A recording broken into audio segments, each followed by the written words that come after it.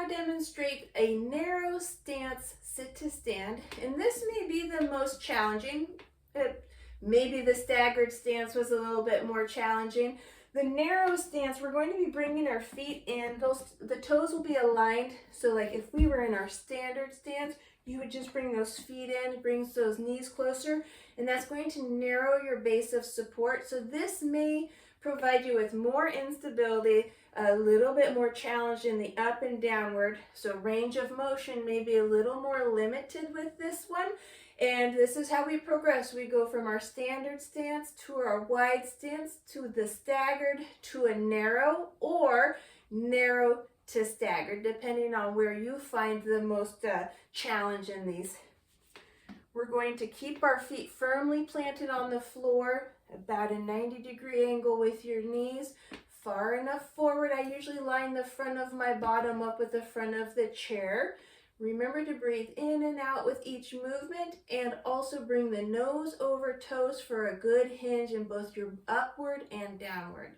Hand position, you will position them where you're most comfortable. But we are now into an advanced or progressed sit to stand.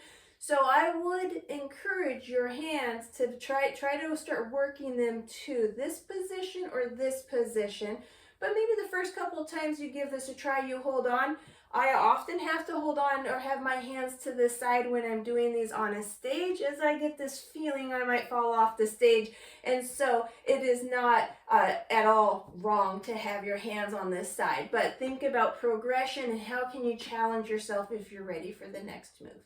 So let's go ahead and we're going to breathe in, nose over toes, drive that body up and back down.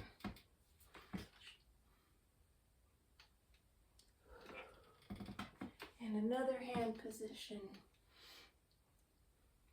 Once again, if you find yourself having to modify, back up and master the standard sit to stand, the wide stance sit to stand, and then progress and start to challenge yourself with the staggered stance or the narrow stance sit to stand.